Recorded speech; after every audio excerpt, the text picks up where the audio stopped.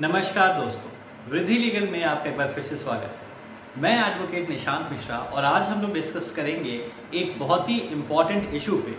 एक ऐसा इशू जिसने देश के नागरिकों को सूचना प्राप्त करने का एक अधिकार दिया और जानेंगे कि आखिर इस सूचना के अधिकार के पीछे क्या था इतिहास और क्या था बैकग्राउंड, कि आखिर पार्लियामेंट ऑफ इंडिया को right to information act pass करने की जरूरत क्या पड़ी और क्या राइट टू इन्फॉर्मेशन एक्ट नहीं होता तो फिर क्या दिक्कतें आती या फिर राइट इन्फॉर्मेशन एक्ट के आने के बाद क्या सुविधाएं मिली है इस देश में नागरिकों को। तो इन सारी चीजों पे आज हम लोग इस वीडियो के थ्रू डिस्कस करेंगे। सो प्लीज कीप वॉचिंग और आइए शुरू करते हैं आज का वीडियो। दोस्तों, वीडियो शुरू करने से पहले मैं आप लोगों से रिक्वेस्ट करूंगा कि जो भी आप लोगों को मटेरियल ईमेल के थ्रू भेजा गया है आप उन सारे मटेरियल्स को अपने हाथ में ले लें या फिर आप अपने फोन में उसको खोल लें या फिर अलग लैपटॉप में आप उसको ओपन कर लें ताकि साथ में हम लोग डिस्कस कर सकें। और जिन लोगों के पास वो स्टडी मटेरियल नहीं है वो नीचे दिए हुए नंबर पे कांटेक्ट कर सकता है ताकि उन लोगों को भी वो स्टडी मटेरियल मिल सके। तो आइए शुरू करते हैं कि आखिर राइट टू इन्फॉर्मेशन एक्ट का इंट्रोडक्शन क्या है और उसका बैकग्राउंड कैसे समझा जा सकता है, उसकी हिस्ट्री क्या है। दोस्तों, आप लोग जानते हैं कि इंडिया वर्ल्ड का लार्जेस्ट डेमोक्रेटिक सेटअप है। देश जो हमारा है वो विश्व का सबसे बड़ा लोकतांत्रिक देश है और ऐसे देश में बहुत ही ज्यादा जरूरी होता है कि हम अपने देश में सिटीजन्स को एम्पावर करें, इंफॉर्मेशन दे करके उनको अवेयर करें, उनको एनलाइटन करें। और ये चीजें तभी पॉसिबल हो सकती हैं जब सिटीजन्स के पास एक ऐसा अधिकार हो जिसके तहत वो पब्लिक अथॉरिटी के कंट्रोल में जो भी इंफॉर्मेशन है उसको एक्सेस कर सके। अब 2005 के पहले कोई भी इस तरीके का अधिकार लेजिस्लेशन के द्वारा इतना सशक्त रूप से, इतना एम्पावर्ड रूप से नहीं दिया गया था। अब जब हम राइट टू इन्फॉर्मेशन एक्ट 2005 पढ़ते हैं तो ऑब्वियसली जब हम कॉन्स्टिट्यूशन में आर्टिकल 19(1)(a) पढ़ते हैं जिसमें कि लिखा हुआ है freedom of speech and expression. Judiciary ने हमारे देश में freedom of speech and expression के अंतर्गत यानी कि article 19 clause 1 sub clause A के अंतर्गत इस राइट को रिकॉग्नाइज किया था as a fundamental right. Right to know हमारे देश में एक फंडामेंटल राइट माना गया under article 19 clause 1 sub clause A. लेकिन स्टिल जब भी हम किसी चीज को फंडामेंटल राइट मान लेते हैं तो उसका जो अल्टीमेटली रिजल्ट होता है वो ये होता है कि अगर हम पब्लिक अथॉरिटीज उसका जवाब नहीं दे रही हैं, कोई स्टैट्यूट नहीं है, कोई फाउंडेशंस नहीं है, कोई फ्रेम नहीं है, कोई गाइडलाइन नहीं है, तो वो राइट उतना ज्यादा अच्छे से एग्जीक्यूट नहीं हो पाता है, एक्सरसाइज नहीं हो पाता है। सेम चीज हमारे साथ भी वही हुआ कि जब राइट टू नो हमारे देश में फंडामेंटल राइट हो गया, कोई सेपरेट स्टैट्यूट नहीं था, कोई सेपरेट अथॉरिटी नहीं थी जो कि हमें इंफॉर्मेशन देने के लिए बनाई गई हो, कोई ऐसी मशीनरी नहीं थी जो सेपरेटली सिर्फ और सिर्फ यही काम करती कि किसी भी डिपार्टमेंट में अगर हमें इंफॉर्मेशन सीख करनी है तो वो पर्टिकुलर मशीनरी ही हमें वो इंफॉर्मेशन देती। अब इसका एक एग्जाम्पल ले लेते हैं। मैं लखनऊ से हूँ तो मान लेते हैं कि लखनऊ डेवलपमेंट अथॉरिटी से मेरे को कोई भी एक इंफॉर्मेशन चाहिए। अब अगर हम जुडिशियल एक्टिविज्म को देखते हुए राइट टू नो एक फंडामेंटल राइट है, उसका अगर हम इस्तेमाल करते तो पहली चीज तो ये कि कोई भी एप्लीकेशन का सेट क्राइटेरिया, सेट फॉर्मेट नहीं था। दूसरी चीज, कोई भी सेट फीस नहीं थी, पैटर्न नहीं था कि किस पैटर्न पे हमें इंफॉर्मेशन दी जाएगी। तीसरी चीज कि राइट टू नो के अंतर्गत जब वो फंडामेंटल राइट था तो जो पब्लिक अथॉरिटी थी उसके ऊपर कोई भी टाइम स्टिपुलेशंस नहीं थे, टाइम बाउंड्रीज नहीं थी कि वो कितने दिनों में हमें इंफॉर्मेशन फर्निश करेगा। चौथी चीज, अगर वो फर्निश नहीं करता है तो हमारे पास रेमेडी क्या थी? क्या हम सिर्फ और सिर्फ कॉन्स्टिट्यूशनल रेमेडी के तहत सुप्रीम कोर्ट सीधे अप्रोच कर लेते अंडर आर्टिकल 32 और हम सिर्फ इंफॉर्मेशन गैदर करते या फिर हमें और कंपनसेशन भी मिलता? ये चीजें डिसाइड नहीं थी। तो यानी कि इन सब कंडीशंस में जो भी हमें कंपनसेशंस मिलते या फिर जो भी हमारी रेमेडीज थी वो अनलिक्विडेटेड थी, वो कैलकुलेटेड नहीं थी।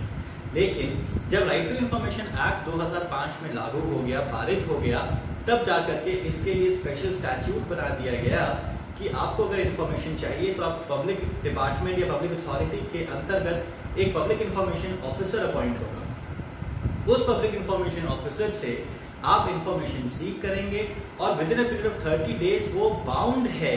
ही shall furnish you the information within a period of 30 days. और यदि वो 30 डेज के अंतर्गत इंफॉर्मेशन नहीं आपको देता है तो फिर आप स्टेट इंफॉर्मेशन कमीशन या सेंट्रल इंफॉर्मेशन कमीशन जा सकते हैं और वहां से आप अपनी इंफॉर्मेशन तो गैदर कर ही लेंगे। इसके अलावा जो भी पब्लिक इंफॉर्मेशन ऑफिसर है उसके डिसीजन के अगेंस्ट में आप अपील करके कंपनसेशन भी ले सकते हैं, which can go up to 25,000 rupees. जी हाँ, तो ये एक बहुत बड़ा फर्क हमें समझ में आ सकता है इसके तहत कि राइट टू नो और राइट टू इंफॉर्मेशन एक्ट 2005 में क्या डिफरेंस था, कि क्या जुडिशियल एक्टिविज्म के तहत जो राइट टू नो हमें एज अ फंडामेंटल राइट मिला था, क्या हम उस फंडामेंटल राइट को उतनी ही इजीली एक्सेस कर पाते अगर इस एक्ट की कमी होती या इस एक्ट का अभाव होता। अब आते हैं कि आखिर हमारे देश में राइट टू इंफॉर्मेशन एक्ट की जरूरत पड़ी क्यों और आखिर हम राइट टू इंफॉर्मेशन एक्ट पढ़ क्यों रहे हैं आज।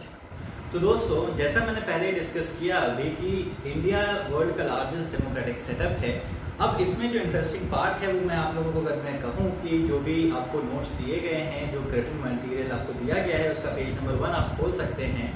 इंट्रोडक्शन जहाँ पे डिफाइंड है या इंट्रोडक्शन जहाँ पे इलस्ट्रेटेड है, उसमें मैंने साफ साफ देखिए उसमें लिखा हुआ है कि 200 साल से ज़्यादा के ब्रिटिश राज या फॉरेन राज के बाद हमें आज़ादी मिली और जब हम आज़ाद हुए तो भी 12.5% इंडियंस ही लिटरेट थे। अब यहाँ पे जो वर्ड लिटरेट है, ऑब्वियसली अगर हम आज की मॉडर्न लिटरेसी का भी डेफिनेशन उठा करके देखें ministry of human resource development का, तो उसमें यही है कि कोई भी व्यक्ति जो 7 साल से ज़्यादा का हो गया है या 7 साल का है और उसको अक्षर ज्ञान है, यानी कि अगर अपना नाम लिख सकता है, अपना नाम पढ़ सकता है, तो वो लिटरेट की कैटेगरी में आ जाएगा। अब जब ये कंडीशन हमारे देश की थी और हम लार्जेस्ट डेमोक्रेटिक सेटअप थे उस वक्त भी, तब हमारे देश की डेमोक्रेसी को एम्पावर, एनलाइटन और अवेयर कैसे किया जाता, ये बहुत बड़ा चैलेंज था। और इस चैलेंज को तब महसूस किया गया जब 1990s के पहले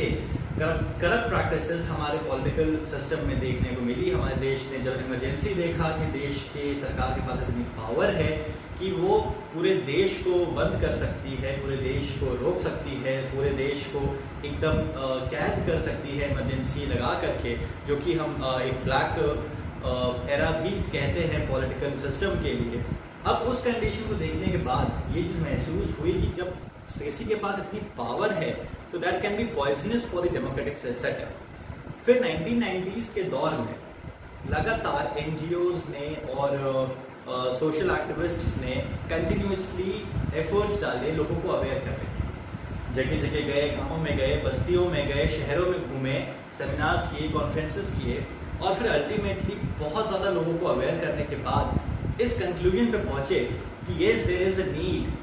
कि जो सिटीजन्स हैं उन्हें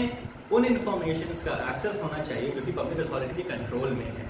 और तभी जाकर के राइट टू इंफॉर्मेशन एक्ट के बीच पढ़ना शुरू हो चुके थे। अब इसी में अगर आप लोग आगे देखेंगे तो मैंने इसमें ये भी लिखा है कि judicial activism, social activism and demand of the hour, यानी कि जुडिशियल एक्टिविज्म का तो रिजल्ट है ही right to information, social activism का भी रिजल्ट है राइट टू इंफॉर्मेशन, जैसा कि मैंने आप लोगों को बताया। और इसके अलावा उस वक्त की नीड हो गई थी राइट टू इंफॉर्मेशन। कंटिन्यूसली हम लोग देख रहे थे अपने पॉलिटिकल सिस्टम में, अपने सांसदों के द्वारा या फिर अपने मंत्रियों के द्वारा या फिर एडमिनिस्ट्रेटिव एक्शंस के द्वारा कि कंटिन्यूसली करप्शन हमारे देश में डीप रूट होता जा रहा था। हमारे देश के former prime minister Shri Rajiv Gandhi का भी कहना था कि अगर 100 रुपए केंद्र से चलता है किसी इंसान के लिए, किसी सिटीजन के लिए, तो 100 रुपए से अगर चला तो 100 रुपए में से मात्र 1 रुपए ही उस सिटीजन तक पहुंच पाता है। ये साफ साफ दिखाता था, ये स्टेटमेंट दिखाता था कि देश का प्राइम मिनिस्टर भी जानता है कि 99% जो पैसा है वो करप्शन में जा रहा है और मात्र 1 रुपए ही पहुंच पा रहा है देश के नागरिकों के पास। इन सारी चीजों को रोकने के लिए हमारे देश की सरकार को मजबूर किया गया या फिर हमारे देश की सरकार ने सोचा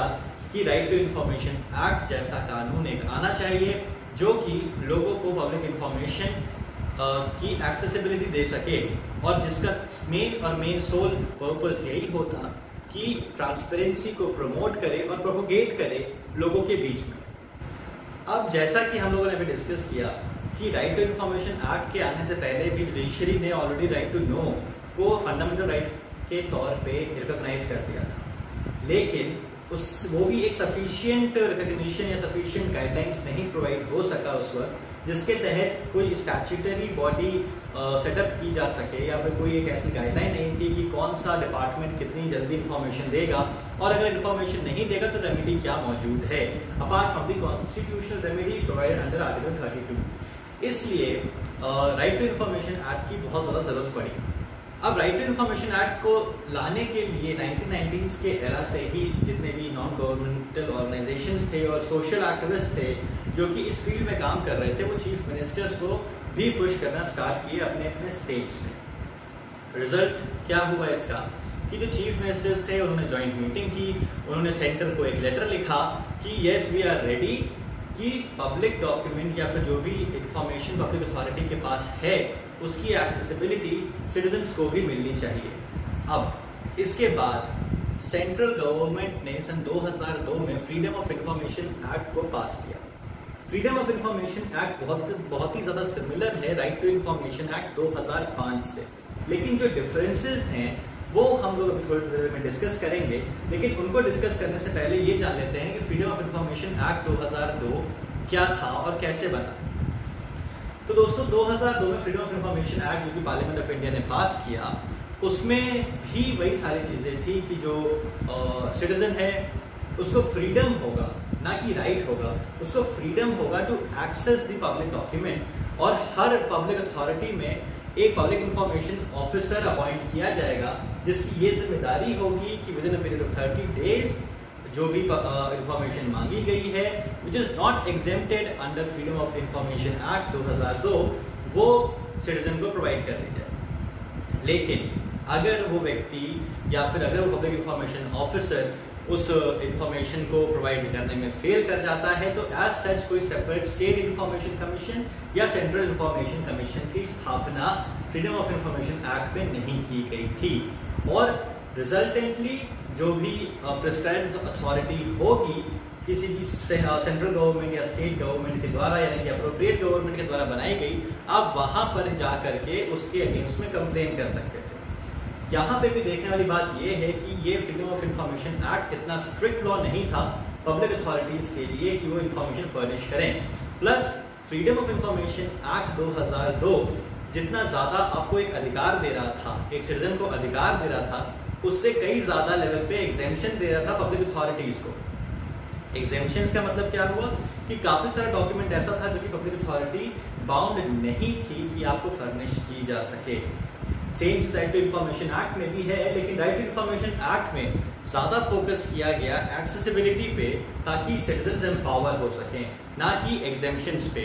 जो पब्लिक अथॉरिटीज हैं, जो पब्लिक इंफॉर्मेशन ऑफिसर्स हैं, उनको सिर्फ और सिर्फ चुनिंदा ही ऐसे डॉक्यूमेंट्स या ऐसे इंफॉर्मेशन दिए गए हैं कि वो प्रोवाइड ना किए जा सकें। वो कुछ ही ऐसे इंफॉर्मेशन हैं जिनको एग्जेम्प्ट कर दिया गया है राइट टू इंफॉर्मेशन एक्ट 2005 के तहत। तो यही एक डिफरेंस रहा कि फ्रीडम ऑफ इंफॉर्मेशन एक्ट उतना एम्पावर नहीं कर पा रहा था, और instead of giving a right was a kind of a freedom to the citizens. Now why was named as freedom of information act 2002? तो दोस्तों अब डिस्कस करते हैं इस चीज को लेकर के आखिर फ्रीडम ऑफ इंफॉर्मेशन एक्ट 2002 का नाम फ्रीडम ऑफ इंफॉर्मेशन ही क्यों दिया गया। तो जैसा कि पहले इस वीडियो में डिस्कस कर लिया गया है कि जुडिशरी ने राइट टू नो को फंडामेंटल राइट का दर्जा दिया था under article 19 clause 1 sub clause A. अब article 19 clause 1 sub clause A आखिर है क्या? Article 19 clause 1 sub clause A यही कहता है कि freedom of speech and expression to every citizen of India. अब freedom of speech and expression जैसे ही आप सुन रहे होंगे तो आप समझ में आ रहा होगा कि फ्रीडम ऑफ इंफॉर्मेशन क्यों, क्योंकि आर्टिकल 19 में फ्रीडम दिया गया है ना कि राइट दिया गया है। It is a kind of a right with certain reasonable restrictions. Moreover, it is a freedom given to every citizen. In the same way, Freedom of Information Act 2002 भी आपको अधिकार नहीं दे रहा था बल्कि एक आजादी दे रहा था कि आप पब्लिक डॉक्यूमेंट्स के एक्सेसिबिलिटी का यूज कर सकते हैं, या फिर जो भी पब्लिक अथॉरिटीज हैं वो बाउंड हैं कि आपको इंफॉर्मेशन प्रोवाइड करे। फ्रीडम ऑफ इंफॉर्मेशन एक्ट उतना सशक्त कानून नहीं था, इसीलिए 2005 में राइट टू इंफॉर्मेशन एक्ट को लागू करना पड़ा और फ्रीडम ऑफ इंफॉर्मेशन एक्ट को उसी एक्ट के तहत सन 2005 में रिपील कर दिया गया।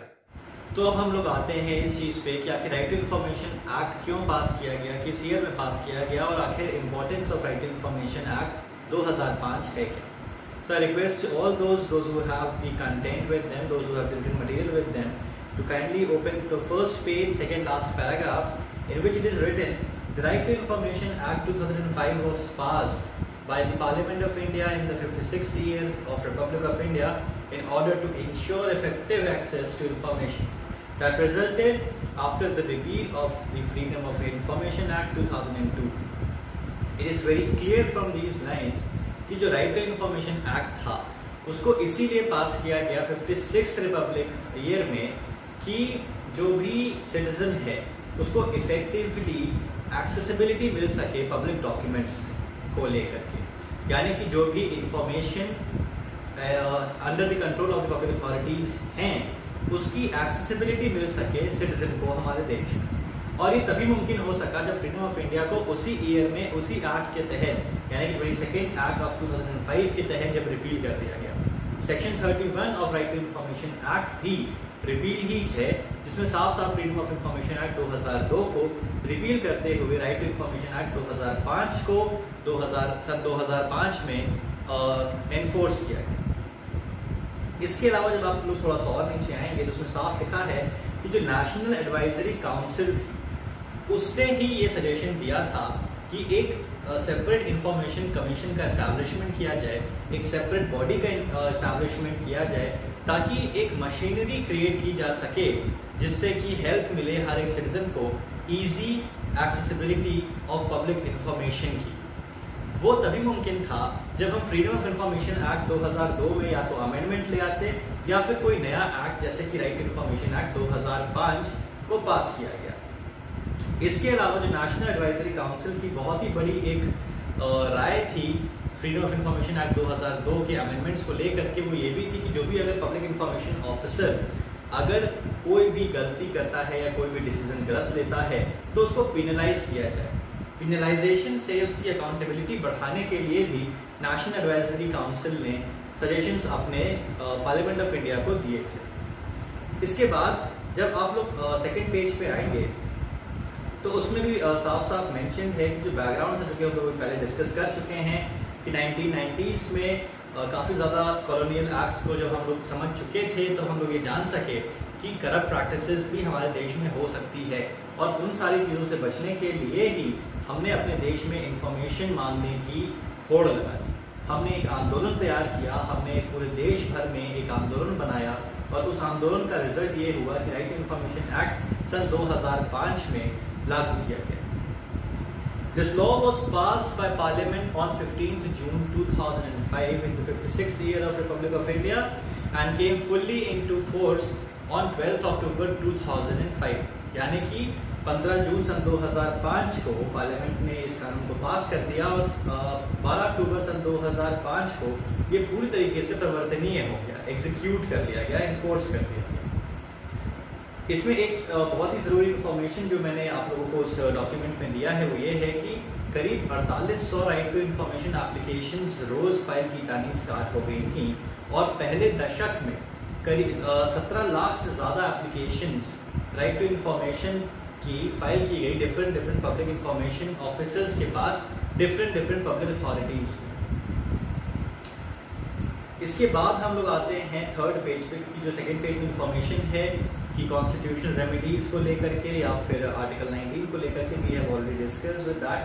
सो now coming on to some important and salient features of right to information. आप लोगों से रिक्वेस्ट है कि please open page number 3। I hope आप लोग पेज नंबर 3 पे आ गए होंगे। So what is the first thing I have written is that extend the act applies to whole of India. So friends, जब ये एक्ट सन 2005 में लागू किया गया था तो right to information act was applicable to whole of the India, यानी जो टेरिटोरियल एक्सटेंट था वो पूरे इंडिया में था except the state of Jammu and Kashmir. लेकिन आर्टिकल 370 में जब अमेंडमेंट हुआ, जब कश्मीर को स्पेशल स्टेटस से हटा करके जितने भी लॉज हैं वो पूरे भारत में इंक्लूडिंग कश्मीर लागू हो गया, उसके बाद से राइट टू इंफॉर्मेशन एक्ट भी यूनिफॉर्मली पूरे देश में including the state of Jammu and Kashmir same तरीके से लागू कर दिया गया है। Fine. So now second point is information commission. Now this is a very big difference between Freedom of Information Act 2002 and Right to Information Act 2005। जिस तरीके से पहले भी मैंने डिस्कस किया है इस वीडियो में कि फ्रीडम ऑफ इंफॉर्मेशन एक्ट 2002 में किसी भी तरीके का सेपरेट स्टैट्यूटरी या क्वासी जुडिशियल बॉडी नहीं था जिसके थ्रू अगर आपको इंफॉर्मेशन नहीं मिल रही है तो आपको रेमेडी मिल सके। लेकिन राइट टू इंफॉर्मेशन एक्ट में सेपरेटली SIC और CIC का गठन किया गया है, एस्टैब्लिशमेंट किया गया है। अब SIC CIC क्या है? तो state information commission and central information commission, इन दोनों इंफॉर्मेशन कमीशन का एस्टैब्लिशमेंट किया गया है राइट टू इंफॉर्मेशन एक्ट सन 2005 के तहत। The third thing is transparency. The act provides and promotes transparency and accountability in the working of public authorities. बिल्कुल, इस पॉइंट से बहुत ही साफ साफ ये क्लियर होता है कि जो एक्ट है राइट टू इंफॉर्मेशन एक्ट 2005 है वो ट्रांसपेरेंसी को बहुत ज्यादा प्रमोट किया है पब्लिक अथॉरिटीज के काम को लेकर के। चाहे आप देखते होंगे एग्जाम्पल्स के तौर पर अगर मैं लूँ कि मनरेगा में आप देखते हैं कि बहुत सारा घोटाला सामने आया, या फिर 2G स्कैम आपके सामने आया, या फिर किसी भी ऐसे डेवलपमेंट के कामों में आपको अगर कहीं घोटाला सुनाई देता है तो कई बार आप लोग इसके पीछे का राज जब जानते हैं तो आप लोगों को पता चलता है कि कोई राइट टू इंफॉर्मेशन एक्टिविस्ट यानी कि एक RTI एक्टिविस्ट ने कोई एक एप्लीकेशन डाली होगी जिसके तहत उसको जो डॉक्यूमेंट मिला वो अलग चीजें बयान कर रहा था बनिस्बत उन चीजों के जो कि सामने दिख रहा था। जैसे कि सपोज करते हैं कि एक पुल का कंस्ट्रक्शन हुआ है बनारस में पुल का कंस्ट्रक्शन हुआ जिसकी लागत करीब आ गई है 150 करोड़ रुपए, जो कि कागजों पे लिखा हुआ है कि 150 करोड़ रुपए की लागत आई है और उसमें ये मटेरियल यूज किया गया है। अब आपने राइट टू इंफॉर्मेशन एक्ट 2005 के तहत एक एप्लीकेशन ड्राफ्ट की, जो कि हम लोग अपने नेक्स्ट वीडियो में सीखेंगे भी कि एक राइट टू इंफॉर्मेशन एक्ट की एप्लीकेशन कैसे ड्राफ्ट करते हैं और किस तरीके से उसको भेजते हैं और क्या क्या फीस है। पर फिलहाल के लिए ये जान लेते हैं कि अगर ऐसा कोई पुल कंस्ट्रक्ट हो रहा है या कंस्ट्रक्ट हो चुका है और आपने एक एप्लीकेशन फाइल की है जिसमें आप लोगों को इन्फॉर्मेशन मिली है कि 150 करोड़ रुपए खर्च हुआ है इस पुल को बनाने में और उसमें XYZ मटेरियल का यूज हुआ है। आप लोग वहां पे जाते हैं, आप सिविल इंजीनियर हैं या फिर आप किसी एक्सपर्ट को लेकर के जाते हैं वहां पर और आप देखते हैं कि जो XYZ मटेरियल का यूज वहां पे लिखा गया है वैसा कुछ है ही नहीं। जो पुल 500 मीटर का बनना था वो 500 मीटर का नहीं बल्कि 448 मीटर का बना है। अब ये सारी चीजें आप लोगों को राइट टू इंफॉर्मेशन एक्ट के तहत मिल सकती है, यानी कि जो एक्सेसिबिलिटी है पब्लिक डॉक्यूमेंट को लेकर के, पब्लिक इंफॉर्मेशन को लेकर के, अगर वो आपको मिल जाती है तो काफी हद तक पब्लिक अथॉरिटीज के कामों में ट्रांसपेरेंसी आ जाती है और इसकी वजह से करप्ट प्रैक्टिसेस काफी ज्यादा कम हो जाती हैं या फिर ना के बराबर रह जाती है। इसके बाद जो अगला पॉइंट है वो यही है कि anti corruption. The right to know allows less scope of corruption, यानी कि अगर आपके पास अधिकार है, आप जानने की क्षमता रख सकते हैं कि सरकार क्या कर रही है, वो सही है या वो गलत है, तो फिर ऑब्वियस है कि जो करप्शन करने की चांसेस हैं, मौके हैं, वो भी अपने आप कम हो जाएंगे। यानी कि जैसे सपोज करते हैं कि स्वच्छ भारत अभियान में करोड़ों रुपए सरकार ने हमसे लिया स्वच्छ भारत सेस के नाम पे, आपने RTI फाइल की, आपको लगता है कि ये पैसा कहाँ कहाँ लगा है, ये आप जानकारी हासिल करना चाहते थे सरकार से, लेकिन सरकार का जवाब कुछ ऐसा आता है कि वो जो वास्तविकता है उससे अलग है। तो ऑब्वियसली वहां पे आप ये चीज समझ सकते हैं कि करप्ट प्रैक्टिसेस हो रही हैं और उन करप्ट प्रैक्टिसेस को रोकने के लिए आप हाई कोर्ट या सुप्रीम कोर्ट जा सकते हैं या फिर जो भी पर्टिकुलर अथॉरिटीज हैं या प्रिस्क्राइब्ड अथॉरिटीज हैं under the anti corruption laws of India, आप उनको अप्रोच कर सकते हैं ताकि आपको रेमेडी मिल सके, प्लस देश में जो भी दिक्कतें आ रही हैं, जो करप्ट हो रहा है या करप्ट प्रैक्टिसेस हो रही हैं, उनको भी रोका जा सके। Next point is social auditing. अब आप लोगों में से काफी लोगों के लिए सोशल ऑडिटिंग एक नया शब्द हो सकता है, लेकिन आप लोगों को ये जान करके हैरानी होगी कि देश में, हमारे देश में पंचायत सिस्टम से ही सोशल ऑडिटिंग का स्कोप रहा है और हमारे देश के नागरिक जो भी पंचायत का हिस्सा होते थे, ग्राम सभा का हिस्सा होते थे, वो सोशल ऑडिटिंग को प्रैक्टिस करते थे। अब सोशल ऑडिटिंग का मतलब क्या हुआ? सोशल ऑडिटिंग का मतलब ये हुआ है कि जो पॉलिसीज सरकार लेके आई है, जो पॉलिसीज जिन पे सरकार ने काम किया है, क्या उस पर सही से काम हुआ है या नहीं, क्या उस पर सही तरीके से फंडिंग्स पास की गई है कि नहीं, क्या उन फंड्स का सही तरीके से उपयोग किया गया है कि नहीं, ये सारी चीजें सोशल ऑडिटिंग का ही हिस्सा होती है। आज भी जब हम लोग विलेज पंचायत को डिस्कस करते हैं तो उसमें दो चीजें पढ़ते हैं, ग्राम सभा और ग्राम पंचायत। जो ग्राम सभा होता है जिसमें कि वो सारे व्यक्ति जो उस टेरिटोरियल एरिया या टेरिटोरियल एक्सटेंट का पार्ट होते हैं, जो कि 18 साल से ऊपर होते हैं, वो सभी लोग ग्राम सभा का हिस्सा होते हैं। ग्राम सभा को स्टेट का गवर्नर ही रिकॉग्नाइज करता है और वही उसकी सीमाएं तय करता है कि इस एरिया को हम ग्राम के तौर पे ही जानेंगे या पहचाना जाएगा, ये रिकॉग्निशन इसकी ग्राम के तौर पे होगी। तो ग्राम सभा को जो चीज एम्पावर करती है, जो चीज एनलाइटन करती है, जो चीज अवेयर करती है, वो सोशल ऑडिटिंग ही होती है कि गांव का प्रधान या ग्राम का प्रधान जो भी फंड्स ले रहा है सेंट्रल से या स्टेट से या फिर अपने जो भी डेवलपमेंट फंड्स के थ्रू, वो सही से लगा रहा है, सही सही जगहों पे या फिर सही सही जगहों पे नहीं लगा रहा है। या फिर ये भी इसको हम दूसरे शब्दों में अगर डिस्कस करना चाहें तो कर सकते हैं कि अगर सपोज कोई भी फंड आया है जो कि यूज होना था सपोज प्राइमरी स्कूल के पेंटिंग में या वाइट वॉशिंग में,